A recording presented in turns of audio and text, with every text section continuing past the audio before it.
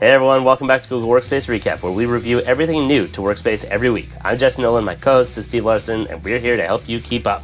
This week's nerdy shirt of the week, supporting fellow creators, IT creators, is from Lauren Systems, who's one of the top business tech YouTubers, and someone I've personally learned a ton from. And check out their YouTube channel at Lauren Systems. And for those of you who are not on the video side of things, it's Groot sitting at a computer typing away, and it says, "I am Root." Trying to show it off there. Lastly, shout out to our sponsor, Jamf. More on that later. Steve, good to see you back in the chair. Yes, feeling a little bit better. I think kind of got rid of everything yesterday, finally, or this morning. Still, this morning wasn't that great, but feeling generally better. I've not even come across Lauren Systems. You mentioned them on your shirt there, but I don't think I've ever seen one of their videos before, surprisingly.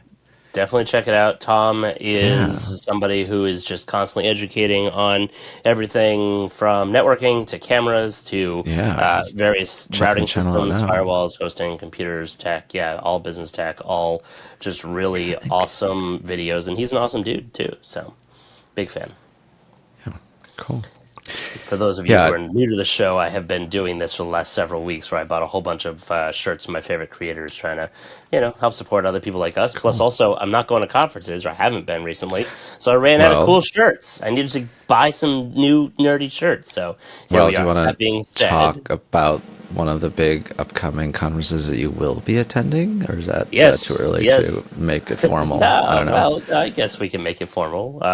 It is Workspace related, so breaking news. Both Steve and I will be meeting in person for the first time ever in the history of the show and ever. Well, history of ever, It's the history of ever. I mean, technically, we were in the same room at the Google Meetup years ago, but I never met them. we will both be attending Google Next, and now we have to start planning and figuring out how we're going to do our broadcasts from there. Maybe do some live stuff, maybe do some floor interviews, maybe do a meetup for other friends of Workspace Recap that are going to be there. I already know of, I don't know, probably 5-10 people that we regularly interact with, in the community that are going to be there. So we'll have to get together and hang out. Yeah, I'd like to organize an Airbnb with a few people. So I don't know if anyone else is attending. I would think that would be interesting. There you go. Hit us up in the comments, Twitter, website. Let us know. I think if we got maybe 4 or 5 people together, in addition to us, I bet we can get Jamf to sponsor a meetup, a Workspace Recap meetup. That'd be cool. Yeah. Well, I mean, we could even just do schedule something at a location without it actually having anything paid or formal. For sure. Just say meet up here at a certain time. So do that at least. But otherwise, I probably should have been wearing a gas mask here today because of all of the smoke that we're getting from California. So we're now getting it here in Chicago today. Not from California. It's not coming from us. From Canada. Don't blame this one on us. It's usually from us, Canadian, but this one's not. Canadian. The Canadian wildfires here. Up north. Up that north. Way. Yes. Not here. No. Sorry.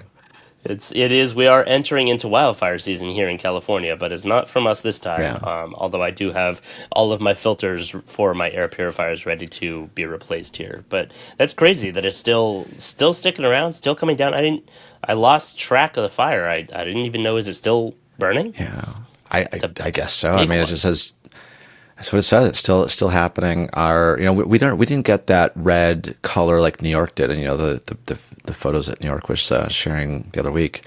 Ours is just like white haze kind of a look and feels. So, but I don't know. They say the air quality is not so great, but I love the smell of it. It smells pretty great. So, I guess who have asthma and other breathing issues, yikes. Yeah. No, New York Times 3 hours ago, Chicago and Midwest air quality declines as Canada wildfire smoke lingers. So interesting. Yeah. Break out your COVID masks, the N95s and such.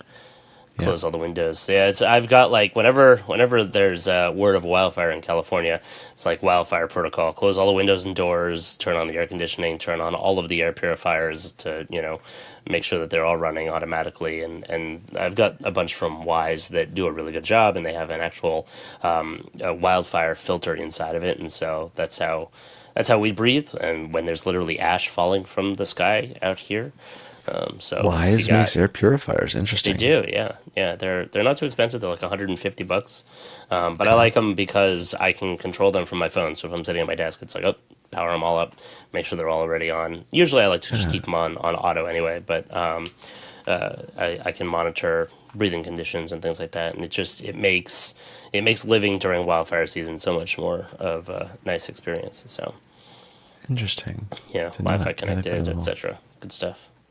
Okay. Yeah. They've got a few things. I didn't realize the extensive collection of products that they had there. Actually, Oh, they have I only know tons. their camera category. Oh, I'm a big fan of most of Wise's gear. I don't have necessarily Yeah. everything, but I have, let's see, doorbell, cameras, obviously, Yeah. floodlight with cameras, sprinkler system, alarm They got some system. I don't have the vacuums as garage door well. opener because my garage door is already open. I don't have the vacuum because I have a Dyson, so I don't really have a need for that.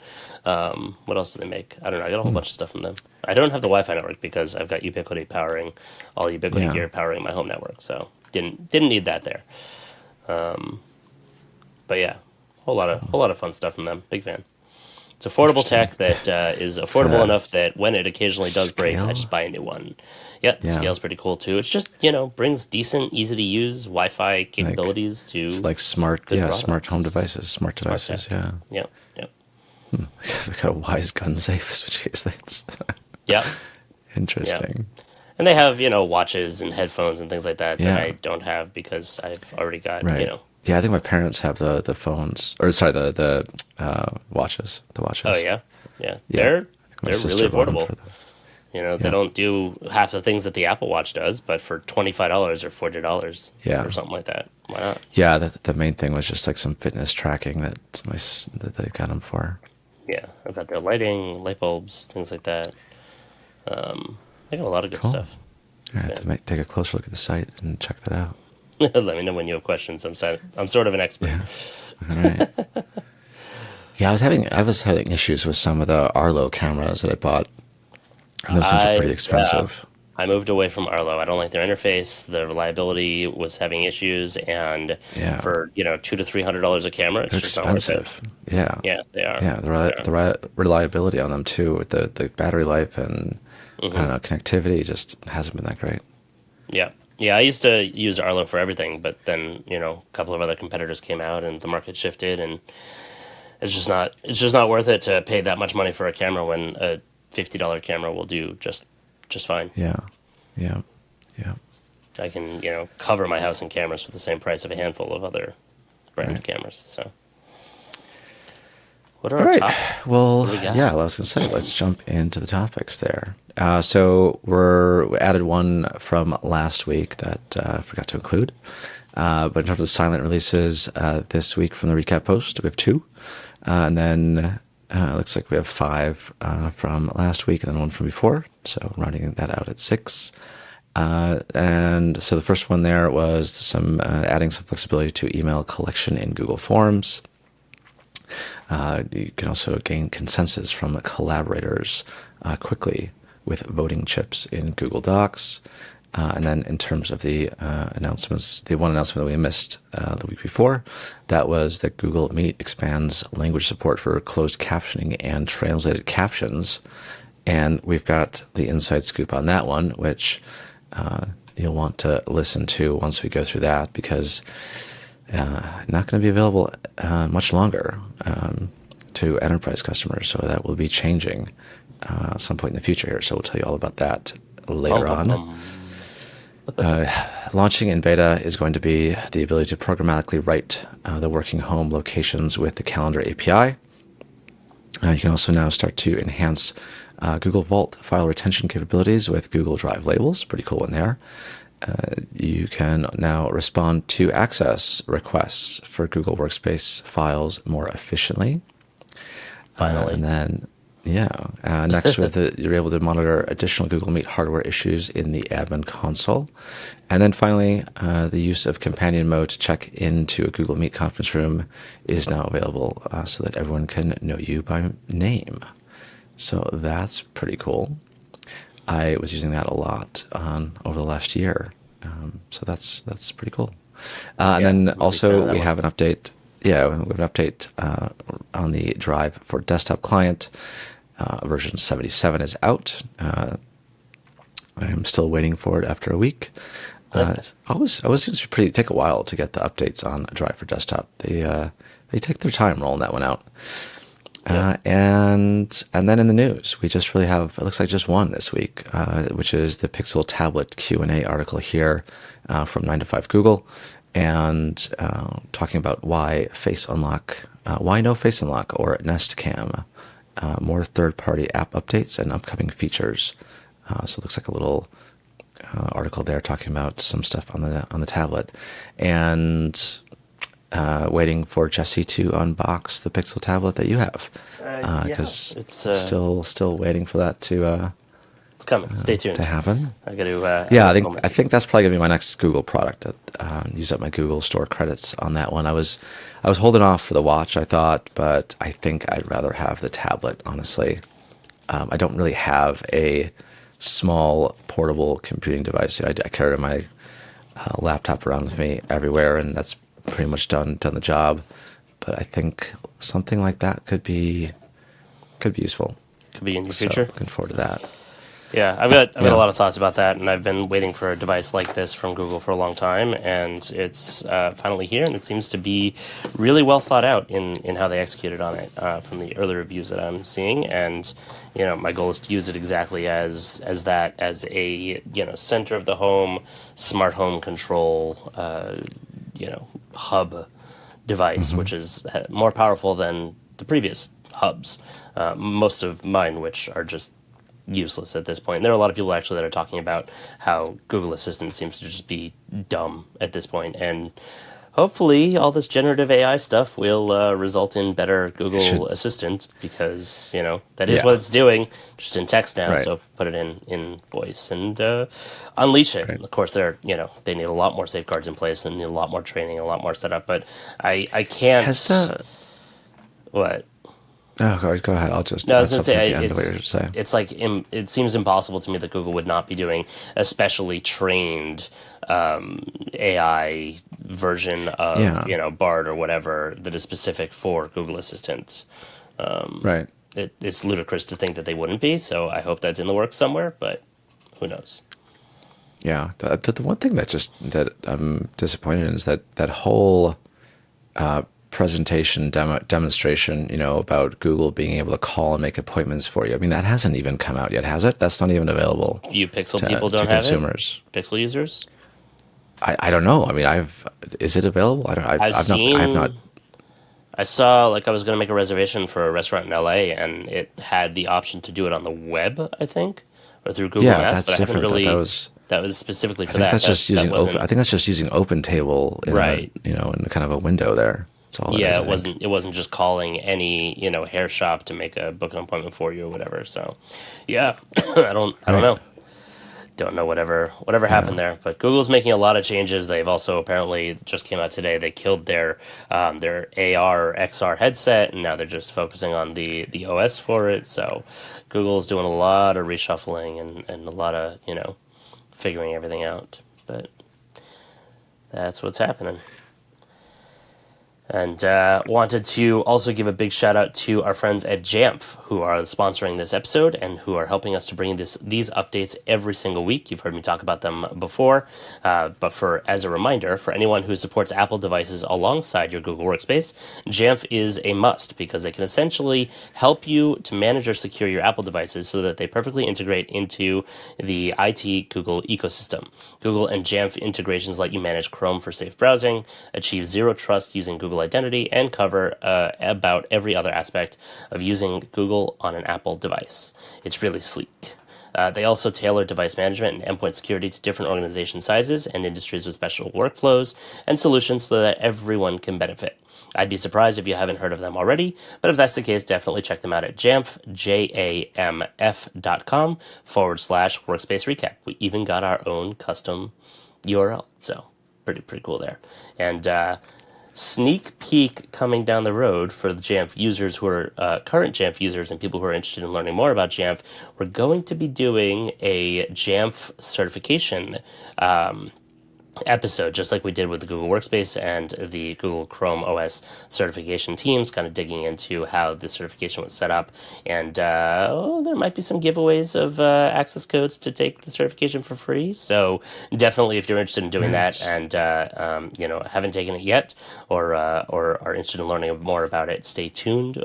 More information on that should be coming probably in the next couple weeks, I hope.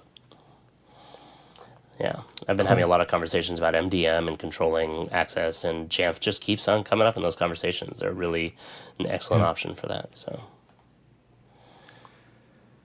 yeah, I'm not taking a look. I did the Jamf stuff probably now, 5-6 years ago. It's been a while since I've had a look at that product. I think it's changed a lot in that time. Can imagine. Generally, things do change quite a bit in 5-6 years, especially in the tech world. Oh, yeah. Well, I guess you're going to have to attend the session and take the certification again. Or take the certification might just do it if it's free. There you go. Yep. There you go. Well, I'm sure we can work something out for you. All right, let's look at the updates that we have for the week. The added flexibility to email collection in Google Forms. So when you previously were creating or modifying Google Form and adding the responses section, form creators really only had the option to toggle the collect email address option as on or off. And what that meant is if it was enabled, when users filled out that form, their email was automatically collected with their form submission. And what's going to be added now is they've introduced the ability to choose between the following email collection options, which is verified email collection.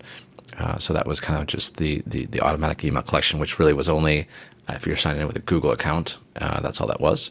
And then we have responder input, so previously known as a manual email collection. And then we have a do not collect option. So verified collection option will now require a user to click a checkbox to confirm which email address is being collected upon submission there. And a nice little animation here, and not so little, but not so big. Just the right size, as the Bears would say. What was that story? The kid story with the bears. Goldilocks. And just Goldilocks and the three bears. Yeah, just the right size, right? Yeah, just right. That's what I was just right. Yeah, that's fun. Next, the ability now to gain consensus from collaborators quickly with voting chips in Google Docs. So you can now use this kind of voting chip option here to allow people to vote on different list items that you have within that Google Doc. And this is only going to be available to select Workspace customers, so Business Standard, Business Plus, Enterprise Standard, Enterprise Plus, Education Plus, and nonprofit customers only. So a few of you will be left out with that functionality. So I feel like this is one of those features that everybody was already doing anyway, and so they just built it properly. Well, I mean, what do you mean in terms of people would just put emojis in to count for votes? Like we've done that on chat, we've done that in Slack, and so they just built it in to Google Docs directly. Right. Well, yeah, on chat that was pretty easy. You could allocate certain icons for that with voting. Yeah. You just tell people, hey, use this icon or that icon or whatever. Yeah. I mean, it happens very organically, especially in organizations that have that already as part of their culture, I suppose. So this just takes that a step further. I like it. Yep. All right, and then moving into the main updates this week, we'll cover that one that we talked about that was this is weird. It was in the RSS, but it wasn't in the actual recap in the blog post. Exactly, in the recap blog post. So I totally missed it last week when I was going through. I had it in the notes, but then I had the blog post open in front of me, and I was going off of that, and so just totally missed it. Like there was a blog post for it, it just wasn't in the recap post. Right. Don't know. I wonder if they added it into the recap post now. Could be. We have seen them do that in the past, but I recorded on Thursday of last week and released on Friday. Yeah. So, or when? Yeah, was there something like that? Nope. Still not in there. I just pulled up. It was the June 16th recap post, which I'm looking at. Which I don't know. Weird. I don't see it in there. So, yeah. Well, we'll talk about it now. Go for it. So that is the ability to use, the expansion of language support for closed captioning within Google Meet there. So this is adding in support for the following languages for the live translation, which is French Canadian. Web-only support there. Support for mobile is coming soon. Indonesian, Polish, Romanian, Thai, Turkish, and Vietnamese. So they've also added additional languages so that was the closed captioning, sorry. So that was closed captioning support for those languages there. And then translated captions. So being able to translate spoken English into the following: Dutch, Indonesian, Turkish, and Vietnamese.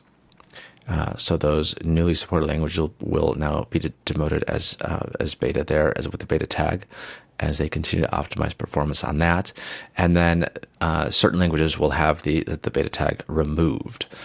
So those will be Dutch, Italian, Japanese, Korean, Portuguese, and Russian. Those are kind of fully fledged translation options there for captioning. And the ability to use this, this is, going to what they say is here. Translated captions are available for meetings organized by Business Standard, Business Plus, Enterprise Starter, Enterprise Standard, Enterprise Plus, Education Plus, and Teaching and Learning Upgrade customers. Closed captions are available to all Workspace customers and to users with Google accounts. Now, that is going to change, however. That is that's the news. So what they don't say in this article is that soon in the future, this live translated captions feature will transition into the Duet AI SKU add-on for Google Workspace customers. So that means that you will only be able to get those live translated captions if you have the AI SKU add-on, which, as we talked about before, $30 per user. There is an initial. I think what we didn't talk about though, there is an initial discount being offered for like early adopters of that, which I think is So, but we didn't talk about the percentage because I think we talked about though it probably will be. Yeah. So that I think they are offering a kind of 20% discount on that, and let me just make sure. Discounts, I still can't believe that they're going to move features that are currently available into that SKU. It's just stop it. Yeah. Hopefully that's the only functionality that they move into there. That's the only one that they talk about in the FAQ article here. And when I talk about FAQ articles, it's kind of something that not everyone has access to, but nothing that is too hush hush. Just kind of info that they just haven't publicly mentioned just yet. So that 20% discount will be in place until September 1st, 2023. So if you are looking at that as an option for your organization, that is available for anyone looking at that on a 1-year commit or longer. And that kind of summarizes that update there. I'm trying to see if there's any additional interesting info on the article here. I think that's kind of it. So that add-on did become available June 12th for kind of pre-order until it becomes GA. So if you are looking at that is available now, I think through a reseller or through kind of going through some sort of request form with Google. If you're direct, for example. Next, the next update here that we have is the beta release of being able to programmatically write working locations with the Calendar API. So this will give you that ability to do what it says there, to define working locations with the API. I presume that this is going to be available in GAM. So I think for those GAM users out there, that's probably the easiest implementation of this functionality. And it looks like it will only be available to certain Workspace customers.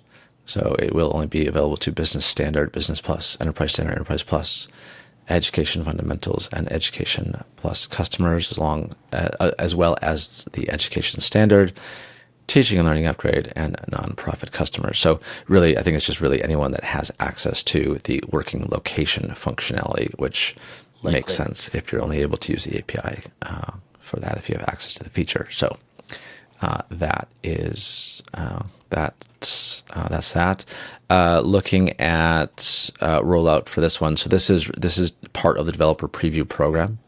So if you are looking to use that, make sure you have signed up and apply to join the developer preview program for your organization.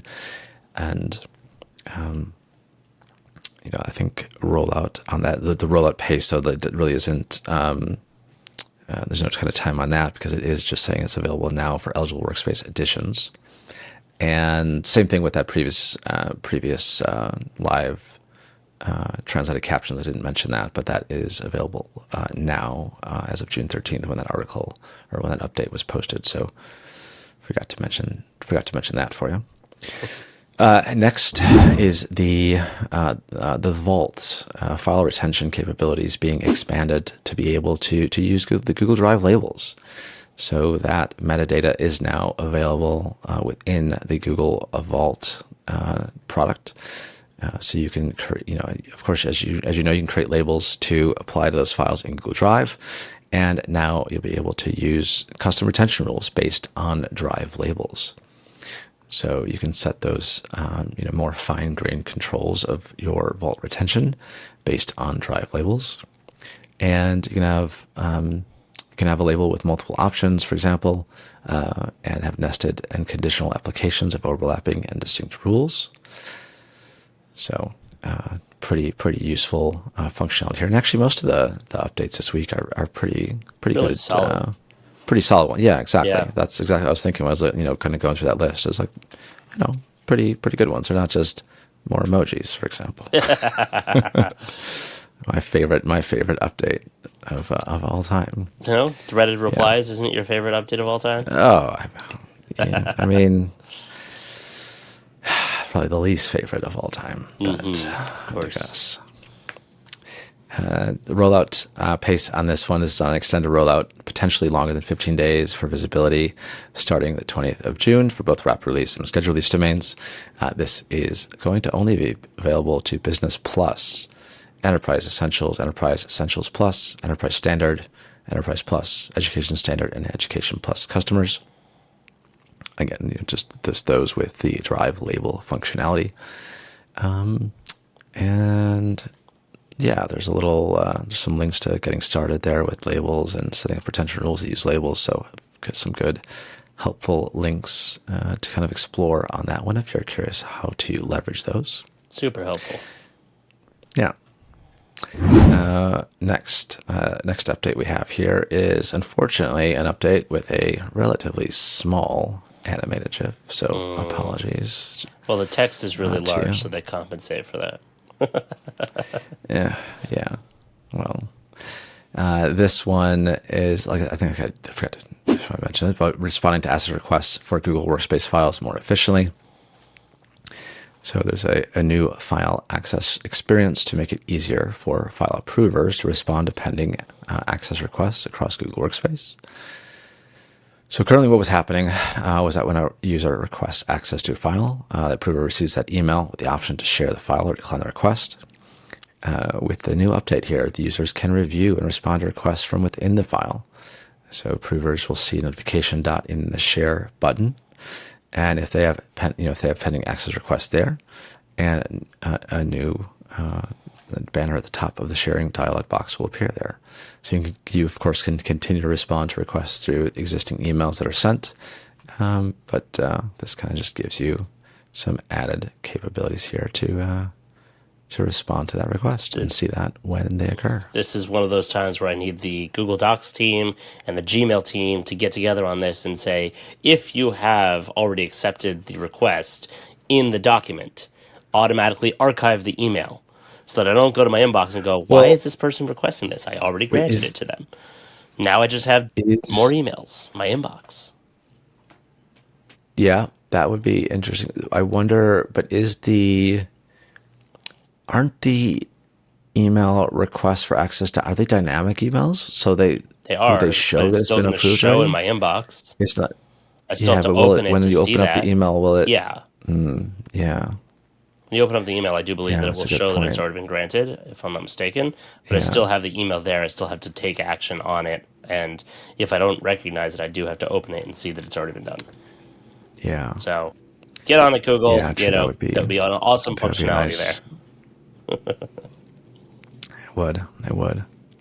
Yeah, I mean, these are the things that, you think that's what makes, systems and computers really intelligent, right? Is that kind of level of integration. And that's the thing, like and that's why we're using, one system to rule them all. That's why we want to stay inside of Workspace. Right. Is because those things are possible, but they're not happening. Like this, right. I still see this whole like AI and smart intelligent systems. It's just still not really there. It's just getting closer-ish. Well, the reason why is because it all has to be programmed by someone. Yeah. It just someone has to write it. You have to write the code for it. You can't, just have the computers figure it out for themselves and say, these systems kind of connect together and figure it out yourself. Yeah. Right. I mean, when you hear about, these systems that are, they say, the systems are learning, live and as things happen. Well, no, they're not really. They were programmed to learn and to do that learning. Right. It's not that they're just learning automatically or on their own or, magically. They were programmed to do it, So, yeah, that level of intelligence computing just really isn't there. It has to be designed by someone and built by someone. It just doesn't magically create things itself. It's been programmed to do that. So, I don't know. All right. Rollout page for this one. This is on our gradual rollout up to 15 days for visibility starting the 20th of June. Both rapid release and good release domains are going to get that at the same time. And this is available to all Workspace customers as well as those users with personal Google accounts. All right. Next, some additional Google Meet hardware issue information coming to the admin console. So you'll now be able to use the admin console to detect and monitor additional Meet hardware issues, including things like missing displays, missing controller, missing default camera, microphone, speaker, and whiteboard camera. So those things will start to appear in the kind of list of device and the information like device history, and you'll see kind of when things were kind of coming and going, and maybe give you an idea of when someone was messing around with that equipment, and you might be able to track down who those people might be, and maybe have a little chat with them and say, hey, what are you doing with the stuff in the room? And I don't know if you watched last week's episode or looked at the updates from last week, but whiteboard camera is a new category for Google here. They've announced a single entrant so far to the new whiteboard camera category, where it's just a camera that points at a whiteboard, and then you can display that in the Meet for those who are actually using physical whiteboards instead of, something like a Jamboard. Interesting. Mm-hmm. There you go. Nice. And now you'll be able to detect if the whiteboard camera is missing. So, active development. Also included in the update here, they're saying is that admins can now also clear previously set default peripherals from the peripheral tree on the device detail page. Previously, that was only possible by setting a different peripheral as the new default. So admins, a little bit of information here in terms of some notes here. There's a little note here that most displays with CEC support. Missing display issue should only be opened when the display is actually disconnected from the device. So yeah, it's a little bit thing there. What does CEC support? CEC is when the HDMI can control the functions of the display/TV it's connected to. Okay. It's very helpful when plugging in, smart TVs and not using consumer electronics control. Yep. That's what it stands for. So you can control things like volume, source, etc. Instead of using, it's when you want to use like a smart, like an Apple TV or a Google dongle, whatever they're called these days. Google Chromecast, Google TV, Chromecast, Google TV. I don't know. The name doesn't make any sense to me for that. Yeah. But essentially so that you can use those devices to control your native settings on your TV without having to use a secondary remote control or train it or whatever. So. Got it. Power also controls power, I believe. Yep. So a bit of a detailed rollout description for this one. So general info on this is that the rollout begins on the 21st of June on a gradual rollout of 21 days for feature visibility here for rapid release and scheduled release domains for all listed features except display issues. So it talks about display issues support will be rolled out along with the promotion of Chrome M108 to the stable release track. That's expected in the next 6 to 8 weeks. But check out, well, we'll talk about that as we always include the what's new in Google Meet hardware updates.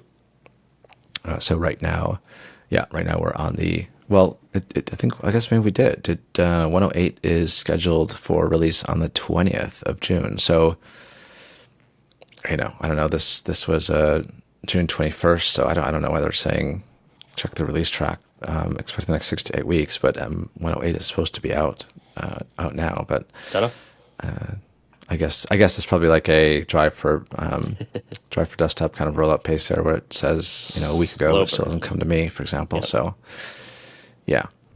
It talks about during the rollout to your org, there may be a short period of time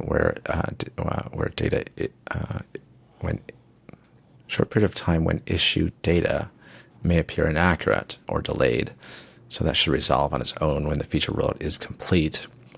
Also, alert notification support may not be available for up to a week after you first see new issues appear in your organization's admin console. That's expected due to the serialized nature of the feature rollout procedures. So a pretty detailed rollout description there. So if you're curious as to why you're not seeing something, check back into into the notes here, and it's probably why. Availability is coming to all of those with Google Meet hardware devices. And then finally, last update here, the main update of the week is the ability to use companion mode to check into a Google Meet conference room, so everyone knows you by name. So game changer right here. It's about time. Yeah. I've been on so many calls, even with Googlers, and I'm like, I'm sorry, there's 5 of you in this room. Who are you all? They should have just added comma cheers to the end of the title. Right. I was gonna say cheers. Reference. Use companion mode to check in Google Meet room so everyone knows you by name. Cheers.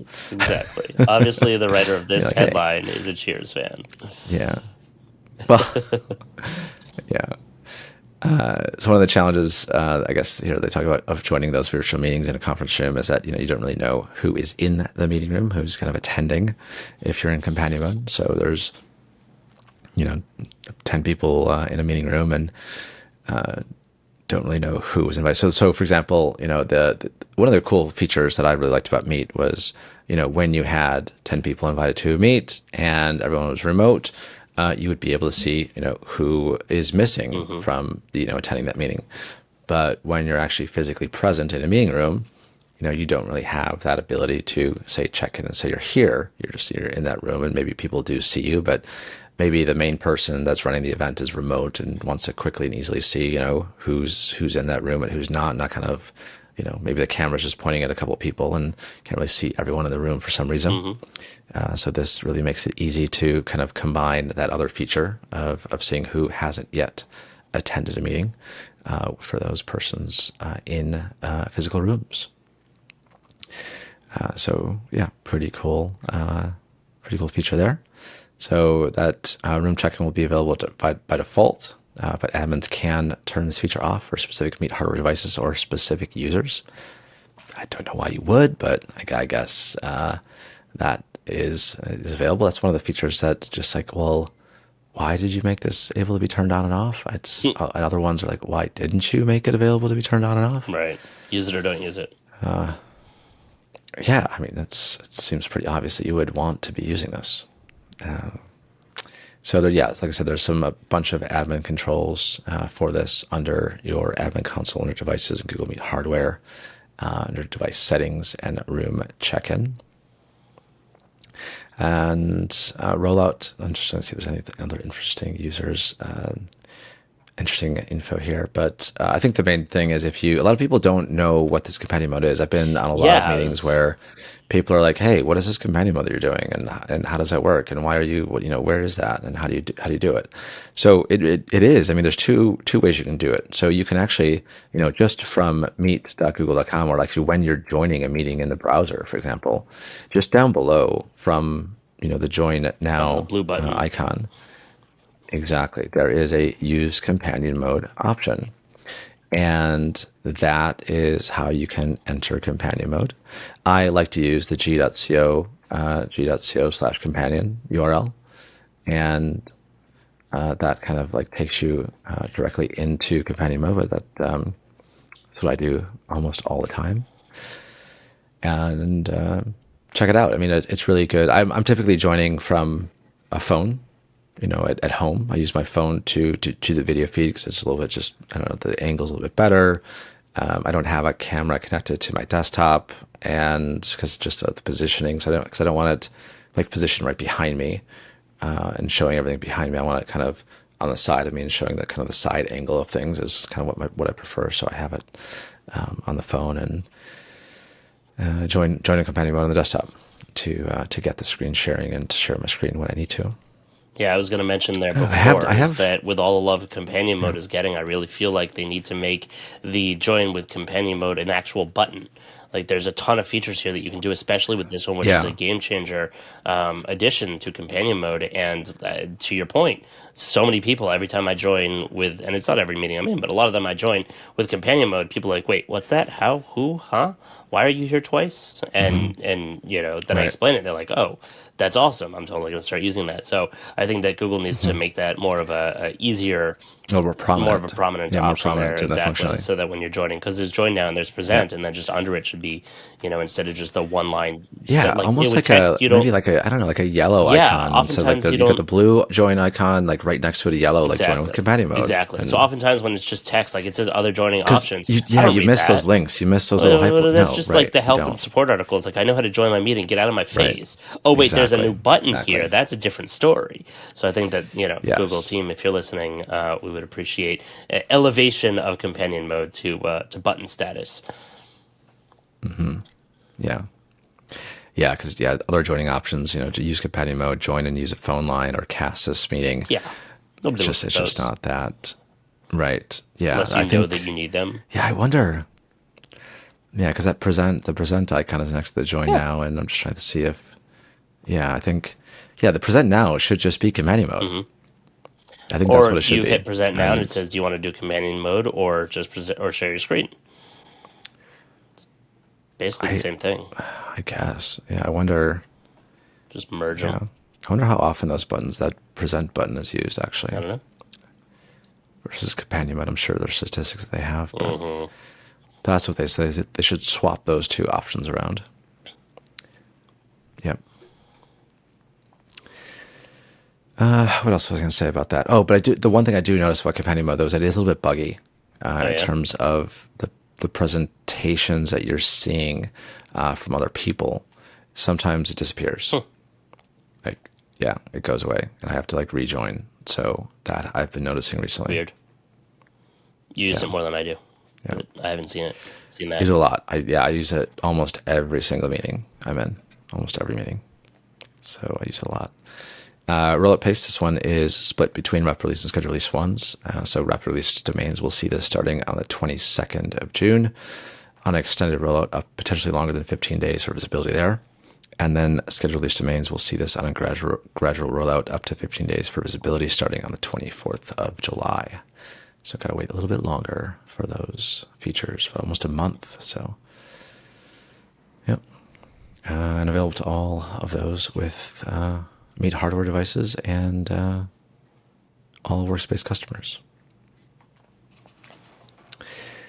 And then let's see, we've got one more update here on Drive for Desktop Client, relatively small one, just version 77 coming out. Some improved performance and accuracy within search there. And then also some additional bug fixes and performance improvements. And then just one article here talking about the Pixel tablet. Yeah, so I will take that away. The Pixel tablet, I got one, as you saw before, and I am very excited about it. Honestly, I've had the Google Home Hub, whatever the 7-inch version, not the Max. Nest. Yeah, the Nest. Right, the Nest Max. Not the Max, the smaller one. Both the first gen and the second gen. I never got the bigger one.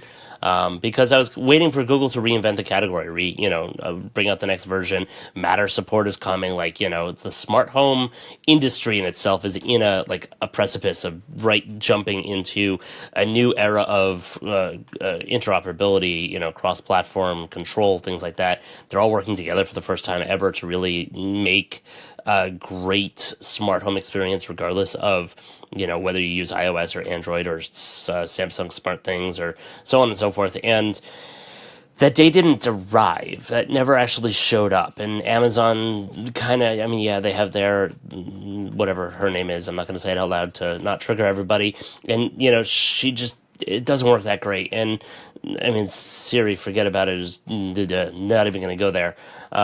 Despite the fact that Apple has a really good smart home ecosystem, Siri's not there yet, and Google Assistant is good, but it's just there for turn on this, turn that off. It's not a whole lot of intelligence there. And what they've done here with the Pixel tablet, and then I'll get into kind of this article, is they've created a device that is really exactly what I wanted in terms of a home hub. And I have to really test out the child, the ability for a child account to be able to access YouTube and what they're going to be able to get on there, because that is what my kids do a lot on the tablet, is look at YouTube videos of rocket launches, because my kids are super nerds like me, or play sometimes an episode of Gabby's Dollhouse or whatever. Usually they play that on the TV though, but it's a centralized device in the center of the home. So my kitchen counter actually is in between my kitchen and my dining room, and then you have to pass through there to get to the living room area. And so it's really a perfect central computer tablet screen device. And I've actually thought about putting a laptop there in the past, just an old Chromebook or something, because you need a way to easily access and put in shopping lists or receipts, or order refills on supplies of on Amazon, or prescriptions or things like that. And what you can do here, and the reason why I never did it with an iPad, is because now you can have multiple users on this device with fingerprint login. So my kids could log in directly to their account, or my wife could log into her account. I could log into my account. My housekeeper could log into their account, and we could all basically just share this one thing. But the amazing thing here is when you put it on the dock, it goes into hub mode, and there you can access all of the smart home things, and the Google Assistant answers to the wake word, and it's a better speaker than just your laptop or tablet speakers that you would have on there. And so I think it's really, really a perfect device for what I wanted for as a centralized device there. However, it doesn't have Thread support, and which is the new protocol for the smart home devices and manufacturers all talking and working together. It doesn't have Wi-Fi in the base, so if you take it off the base, you can't use the speaker in the base for anything. It's just a charger and a speaker. It just sits there. In the base. It just sits there because it doesn't have Wi-Fi on its own. And so this article from 9 to 5 Google. Wait, the tablet doesn't have Wi-Fi on its own? Of course it does, but the base does not. So there's the tablet, right, and then there's the speaker charger base, right? Yeah. And so when you undock it, when you take the tablet off, which is a little twisty motion that you do to take it off, the base is useless. It just sits there because it's waiting for you. It's just a charger, and the speaker is useless without it. Now, when it's on, you can cast to it from your other devices. So if you include that device in your let's say your everywhere speaker group, right? It won't work unless take it off. Yeah. That then stops working as a speaker. Well, it'll keep playing to the tablet speakers. I don't know. I guess we'll have to play around and test that. But this 9 to 5 Google article is Google actually did a Ask Me Anything, like a Q&A about the Pixel the day or two after it had actually come out. So there's a lot of really good questions and answers on here. People had asked why there was no Face Unlock or Nest Cam, which is, if you're not familiar, the ability to use your Nest Hub as a home security camera.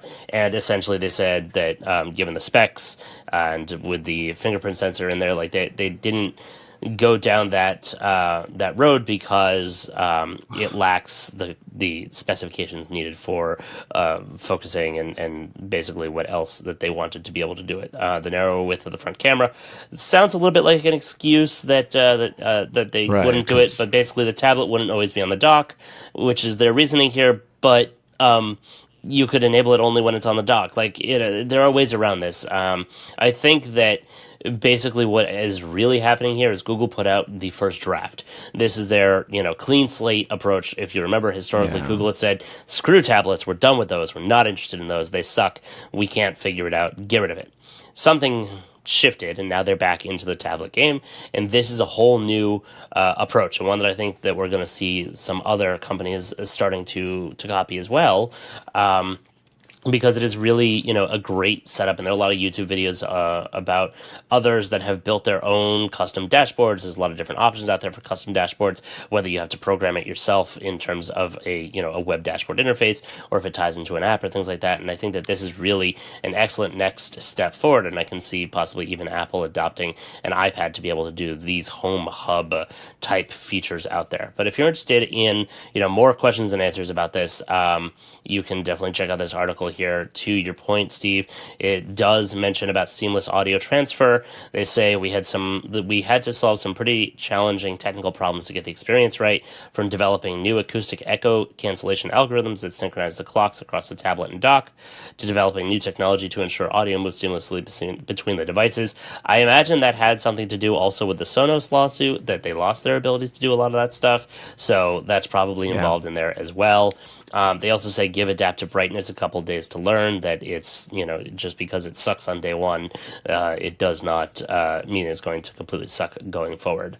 So a lot of good things in here, and I think that, like I said before, this is a first shot. This is a first draft, and because it's running Android and it is running, custom software on top of it, there will be updates coming to it, and I imagine it's going to be similar to what we're seeing on the Pixel phones, is that you get feature drops that are going to continue happening as time goes forward. So I think it's a next major platform for Google, and I hope that they don't add it to the killed by Google pile too soon.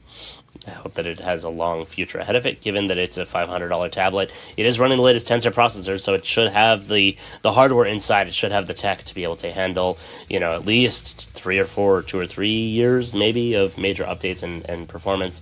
But, people generally are not buying $500 devices too frequently. That being said, their new phone is $1,800, so maybe Google pricing is just like, who the hell cares? Charge whatever we want. We'll see. All right, well, I guess that's our show. We've made it all the way through to the end here. Not a whole lot of news things. I know I promised last week that I would do more news article updates, but I haven't actually gone through and found a whole lot of them, so you get a light news week here, but me babbling on for a while about the tablet instead. So we'll see what comes out. We got some things that we were already seeing coming out this week for next week's episode, so stay tuned. Once again, thank you to Jamf for sponsoring us. If you wanted that domain again, it's just jamf.com/Workspace Recap. And I'm going to shut up now. So that's all for this week. Send us your questions and comments on Twitter and on Workspace at Workspace Recap, and on our website, workspacerecap.com. Subscribe, thumbs up, give us a review, put your comments online, wherever, etc. You know what to do. Thanks for sticking with us every week. We'll see you next time on Workspace Recap.